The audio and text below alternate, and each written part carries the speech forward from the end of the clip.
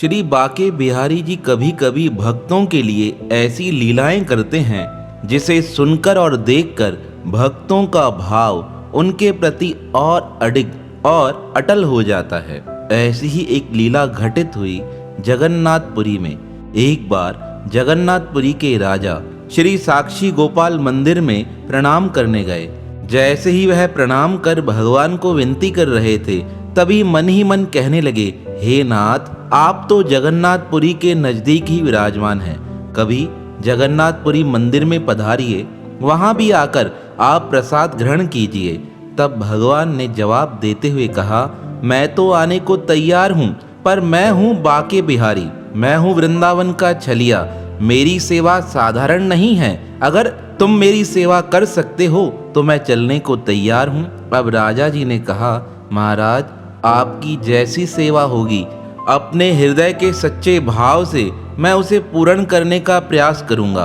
अब उनकी प्रार्थना स्वीकार कर श्री साक्षी गोपाल जी एक रूप में जगन्नाथपुरी मंदिर में आकर विराजमान हुए। विराजमान होने के पश्चात वह तो ठहरे बाके बिहारी, भक्तों को प्रसन्न करने वाले।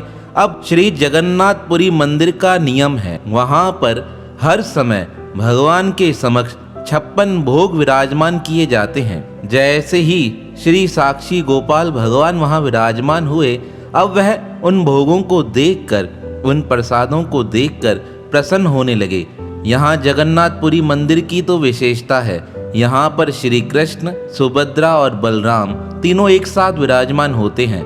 अब जैसे ही ब्राह्मणों ने भोग लगाना प्रारंभ किया, कहते हैं भोग लगाने से पहले ही श्री बाके बिहारी जी के रूप में विराजमान श्री साक्षी गोपाल भगवान ने भोग पाना प्रारंभ कर दिया। यह देखकर मां सुभद्रा को बड़ा क्रोध आया कि यह कैसा स्वभाव है, भोग लगने से पहले ही प्रारंभ कर दिया। पहला दिन था, इसलिए किसी ने कुछ कहा नहीं। रात्रि के समय पुनः भोग लगाया गया। जैसे ही भोग लगने आया, श्री बाके बिहारी जी ने पहले ही भोजन पाना प्रारंभ कर दिया। अब वो तो ठहरे गोवर्धन महाराज स्वयं। अब गोवर्धन महाराज के समक्ष तो जितना भी भोजन भोग लगाया जाए वह सारा ही समाप्त कर देते थे, लेकिन सुभद्रा, श्री कृष्ण और बलराम जी के लिए खिचड़ी छोड़ देते थे। अब यह देखकर पहले दिन में तो तीनों को बड़ा क्रोध आया, पर इन्होंने भी कुछ कहा नहीं। अब तो 3-4 दिन व्यतीत होने लगे।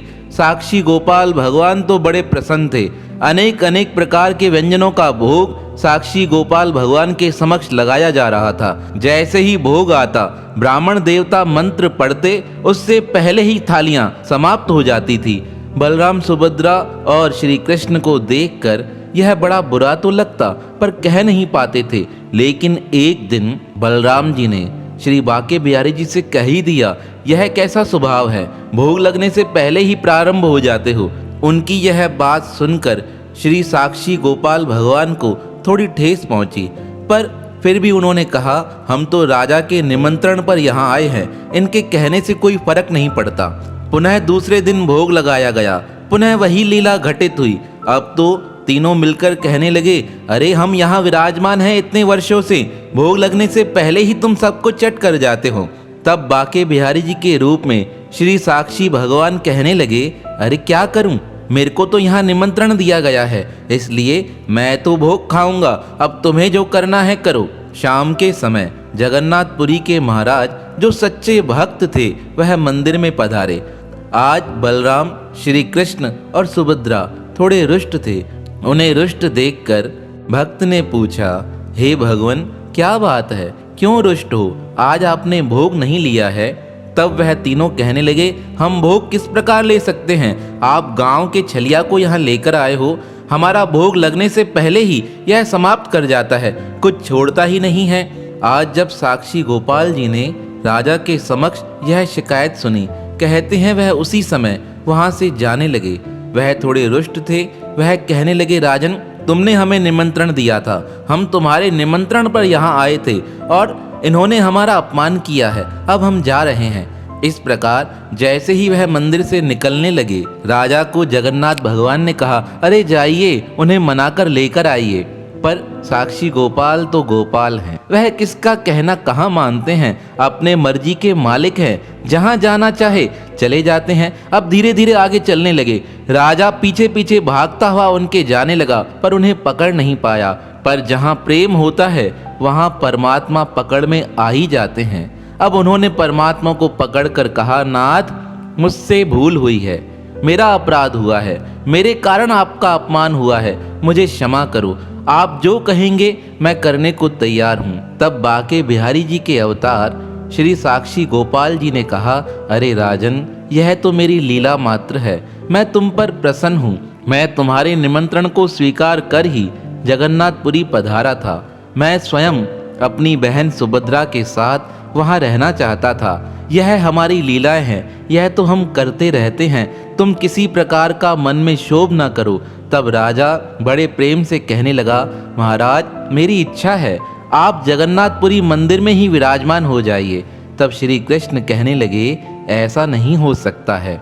मैं अपने भक्त की गवाही देने बहुत समय पहले जिस मंदिर में विराजमान हुआ था, मैं अभी भी वहीं विराजमान हूँ। पर राजन, तुम्हें एक बात कहता हूँ, जो जगन्नाथपुरी मंदिर में प्रणाम करने आएगा, अगर वह साक्षी गोपाल नहीं पधारेगा तो उसे संपूर्ण जगन्नाथपुरी तीर्थ का फल प्राप्त नहीं होगा। भक्त सबसे पहले आकर जगन्नाथपुरी मंदिर में प्रणाम करे, उसके पश्चात मेरे मंदिर में आके प्रणाम करे, तब उसे जगन्नाथपुरी मंदिर का संपूर्ण फल मिलेगा।